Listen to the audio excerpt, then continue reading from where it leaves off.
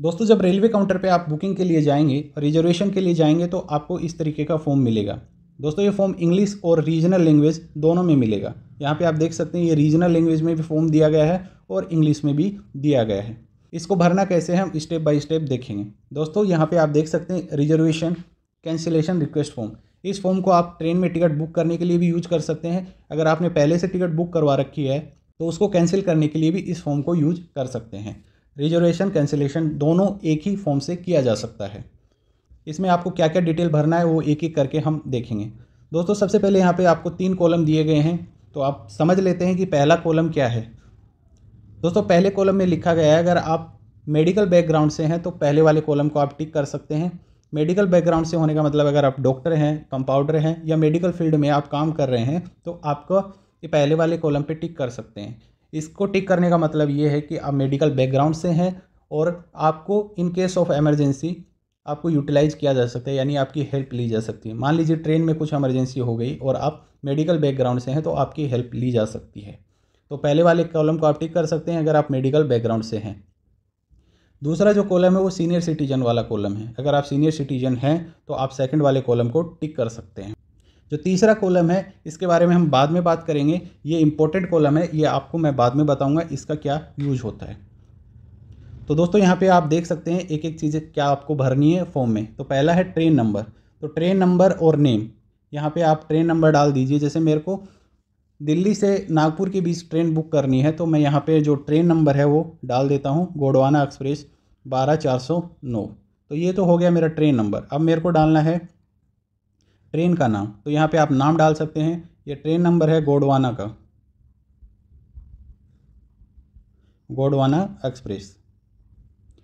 तो दोस्तों यहाँ पे मैंने 12409 ट्रेन नंबर डाल दिया है और ट्रेन का नाम डाल दिया है। तो पहले वाले कॉलम में आपको ट्रेन नंबर डालना है और ट्रेन का नाम डालना है और यहाँ पे डेट ऑफ जर्नी, यानी कि आपको किस तारीख को यात्रा करनी है, किस तारीख को आपको रिजर्वेशन करवाना है, वो सब चीज़ें यहाँ पे आपको डाल देनी है। तो मेरे को अगले महीने 10 तारीख को ट्रेवल करना है तो मैं 10/10/2025 यहाँ पे डेट डाल देता हूँ। ये हो गई जर्नी डेट हो गई। उसके बाद यहाँ पे क्लास का ऑप्शन दिया गया है। यहाँ पे आपको क्लास वाले ऑप्शन पे आपको भरना क्या क्या है वो आप देख सकते हैं, यानी कि आपको किस क्लास में आपको टिकट बुक करवानी है। तो यहाँ पे मैं बता देता हूँ। यहाँ पे आपको जो कॉलम मिलेंगे, जो स्लीपर एसएल कोड है वो स्लीपर के लिए, यानी कि अगर स्लीपर में आपको बुक करवाना है तो यहाँ पे आप एसएल लिखेंगे।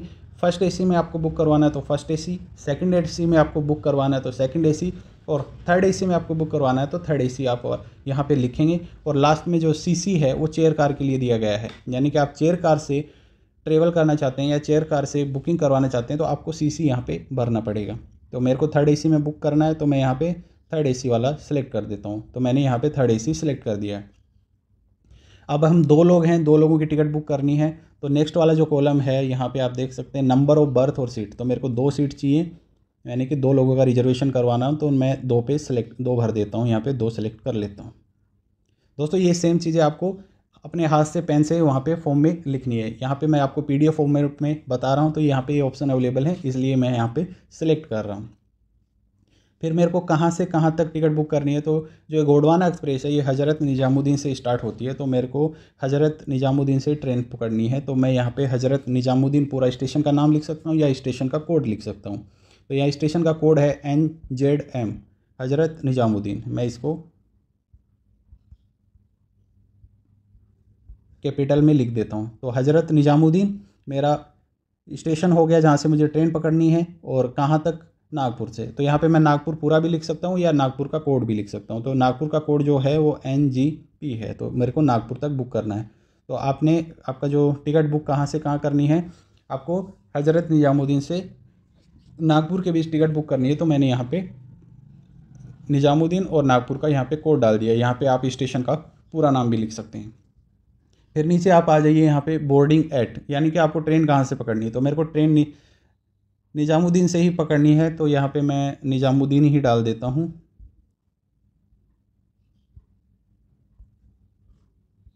यहाँ पे मैंने निज़ामुद्दीन डाल दिया है।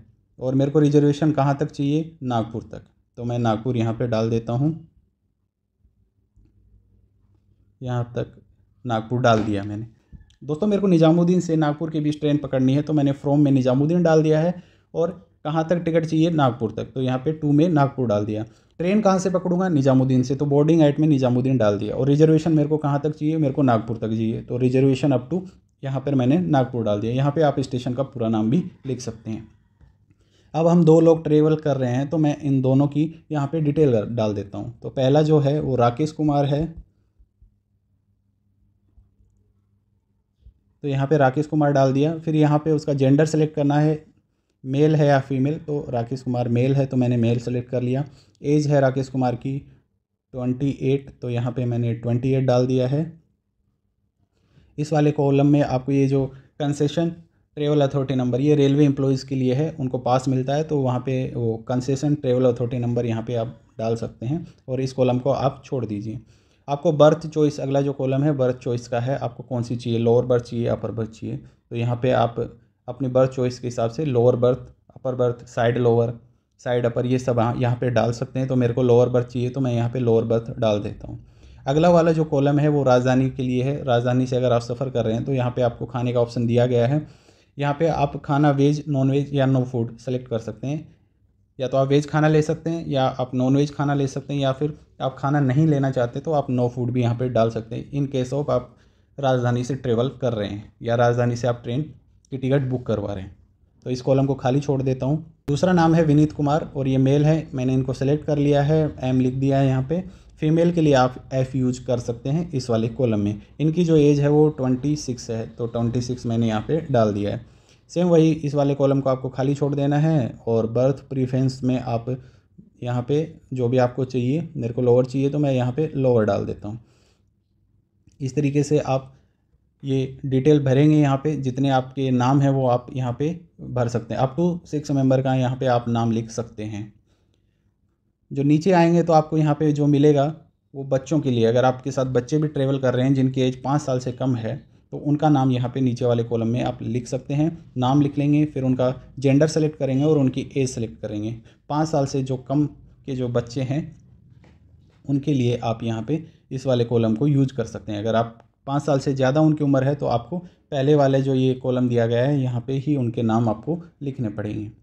फिर नीचे आएंगे तो आपको ऑनवर्ड और रिटर्न जर्नी की डिटेल के बारे में पूछा जाएगा। अगर आप दोनों तरफ की टिकट बुक करवाना चाहते हैं तो रिटर्न जर्नी भी अगर आपको बुक करनी है तो उसकी डिटेल आपको यहाँ पे भरनी है। वही सेम डिटेल, किस ट्रेन से आप रिटर्न जर्नी करना चाहते हैं, रिटर्न जर्नी की डेट क्या रहेगी और कौन सी क्लास में, sleeper, third AC, second AC, first AC या स्लीपर या चेयर कार, किसी से भी आप बुक करेंगे तो वो आप यहाँ पे क्लास में आप लिखेंगे। कहाँ से कहाँ तक, यानी कि आपको कितने नंबर सीट चाहिए, यानी कि आपकी बर्थ कितनी रहेंगी, कौन से स्टेशन से कहाँ तक, वो सारी चीज़ें आप रिटर्न जर्नी में डाल सकते हैं। अगर आप रिटर्न जर्नी नहीं कर रहे हैं तो इस वाले कॉलम को आप खाली छोड़ दीजिए। नीचे दिया गया है नेम ऑफ अप्लीकेंट, यानी कि जो फॉर्म भरने वाला है, जो रिजर्वेशन फॉर्म भर रहा है उसका यहाँ पे आप नाम डाल दीजिए। तो यहाँ पे मैं डाल देता हूँ राकेश कुमार, क्योंकि राकेश कुमार ही टिकट बुक करवाने गया है। यहाँ पे मैं एड्रेस न्यू दिल्ली डाल देता हूँ, यानी आपको पूरा एड्रेस यहाँ पे लिखना है, मैंने न्यू दिल्ली यहाँ पे लिख दिया। उसके बाद जो सबसे इंपॉर्टेंट चीज़ है, आपको मोबाइल नंबर डालने हैं। यहाँ पे मोबाइल नंबर इसलिए डालने हैं क्योंकि जब आप रिजर्वेशन करवाएंगे तो उसकी जो डिटेल है वो आपके मोबाइल नंबर पर भेजी जाएगी। तो यहाँ पे मैं मोबाइल नंबर डाल देता हूँ, कुछ भी, ये मान लीजिए मैंने मोबाइल नंबर डाल दिए हैं आपको समझाने के लिए। और जिस तारीख को मैं ये फॉर्म भर रहा हूँ वो डेट मैंने यहाँ पे डाल दी। मैंने रिजर्वेशन करवाने गया, वहाँ पे मैंने फॉर्म भरा, उस दिन की मैंने यहाँ पे डेट डाल दी। आज 12 तारीख हो गई है, तो 12/9/2025 यहाँ पे मैं डेट डाल देता हूँ। ये डाल दिया है डेट। और टाइमिंग की बात करें तो मान लीजिए सुबह 10 बजे आप रिजर्वेशन करवाने गए तो 10 बजे का टाइम डाल दीजिए, यहाँ पे आपने टाइम डाल दिया। तो ये सारी चीज़ें आपने भर लिए। जो नीचे वाला जो कॉलम है फॉर ऑफिशियल यूज ओनली, इसको आपको छोड़ देना है, इसमें आपको कुछ भी नहीं भरना। तो इस तरीके से आपको फॉर्म भरना है और फॉर्म भरने के बाद यहाँ पे आपको सिग्नेचर कर देने हैं। अब बात करते हैं जो आपको मैं पहले बता रहा था थर्ड वाले कॉलम की। तो जो थर्ड वाला जो कॉलम है ये इंपॉर्टेंट कॉलम है।